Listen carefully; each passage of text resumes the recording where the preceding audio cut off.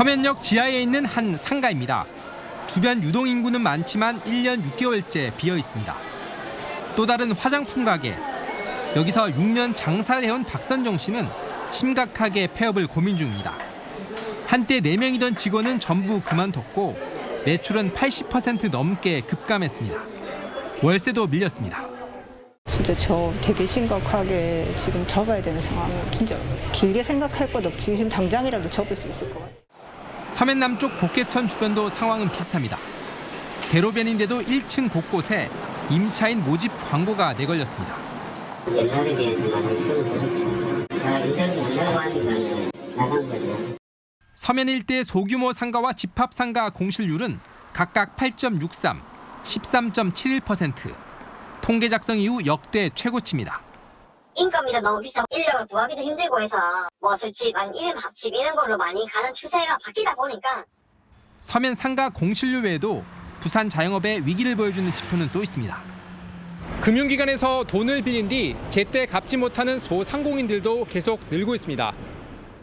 부산 신용보증재단이 대신 갚은 대출금은 2년 새 2배 가까이 늘었고 올해도 상황은 비슷합니다. 노란우산 폐업 공제금 지급 건수도 1분기 기준 2년 전에 비해 70% 급증했습니다. 코로나19 뒤 고물가, 고금리의 소비 부진이 이어진 데다 온라인 유통은 더욱 활성화되면서 자영업자들이 직격탄을 맞았습니다. 관광 활성화 정책 등을 통해서 지역 내로의 소비 유입 규모를 확대시키는 정책을 생각해 볼 수 있겠고, 부산의 자영업자 비중은 21% 안팎을 기록하며 특광역시 가운데 가장 높아 자영업자가 무너질 경우 지역 경제 타격이 우려됩니다. MBC 뉴스 박준호입니다. 부산 중구에서 4년 넘게 음식점을 운영해온 사장님 부부. 하루 12시간, 한 달 내내 음식점 일에 매달리고 있습니다. 하지만 매출은 제자리고 식재료비와 가스, 수도 등 공과금을 내고 나면 남는 게 없습니다. 고임금에 고물가에 남는 게 전혀 없으니까 불과 몇 년 전만 해도 그래도 조금은 남아서 장사를 했는데 지금은 빛을 즐겨서 장사를 하고 있는 상황입니다. 카페를 운영해온 60대 사장님. 코로나19가 끝난 뒤 매출 회복을 기대했지만 상황은 더 나빠졌습니다. 지난해 하반기부터는 적자로 돌아서면서 직원도 내보내야 했습니다. 굉장히 힘들었고 그것도 이제 코로나 끝나면 괜찮을 것 같아서 버텼어요. 3, 4년을 버텼는데 끝나니까 더 안 좋아졌어요. 부산의 자영업자들의 위기감이 갈수록 커지고 있습니다. 고금리의 내수 침체, 물가 상승까지 겹치면서 폐업이 급격히 늘고 있습니다. 지난 2020년 2,800여 곳의 일반 음식점이 문을 닫았는데 지난해엔 3,700여 곳으로 29% 증가했고 카페나 패스트푸드점 등 휴게 음식점 폐업은 1,200여 곳에서 지난해 1,900여 곳으로 53% 증가했습니다. 경기 침체에 따른 내수 부진이 악화되면서 자영업자들이 벼랑으로 내몰리는 겁니다. 대기업이라든지 중견기업은 수출로부터 큰 혜택을 볼 수 있지만 자영업자는 소비가 증가되어져야 되는데 우리나라 전반적으로 소비 증가가 여전히 좀 덜이겠죠.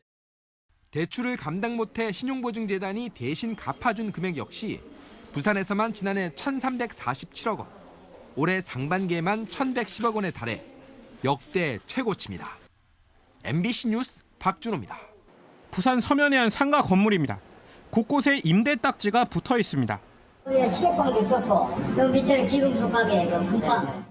경기 침체에 공실은 채워질 기미가 안 보이고 폐업도 속출하고 있습니다. 문제는 속도입니다. 전국과 비교해 부산의 자영업자 감소와 공실률 증가 속도가 너무 빠르다는 겁니다.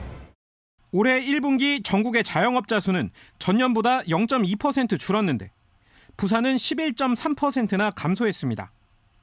소규모 상가 공실률도 3.6%로 전국 추세보다 2.9%포인트나 높았습니다. 지역 경기에 심각한 충격을 줄 우려가 커지면서 부산시가 대책을 내놨습니다. 당장 어려움을 겪는 상인들을 위해 1조 3천억 원대 정책 자금을 마련해 저금리 상품으로의 전환과 경영 컨설팅 지원에 나서고 상권 활성화 지역도 넓히기로 했습니다. 또 대출금 일시상환 부담으로 폐업하지 못하는 상인들에겐 장기상환 대출로 전환해주고 재취업도 지원하기로 했습니다.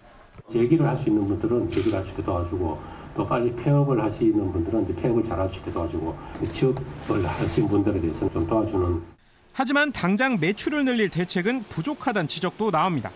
매출 부진에 대한 대책 자체가 없다. 그래서 온라인 시장의 성장에 따른 자영업자들이 생존할 수 있도록 돕고 경제구조 전환 지연과 자영업 공급 과잉으로 현재 위기가 당분간 이어질 거란 전망이 나오는 가운데 정책 실효성을 어떻게 높일지가 핵심 과제로 떠오르고 있습니다.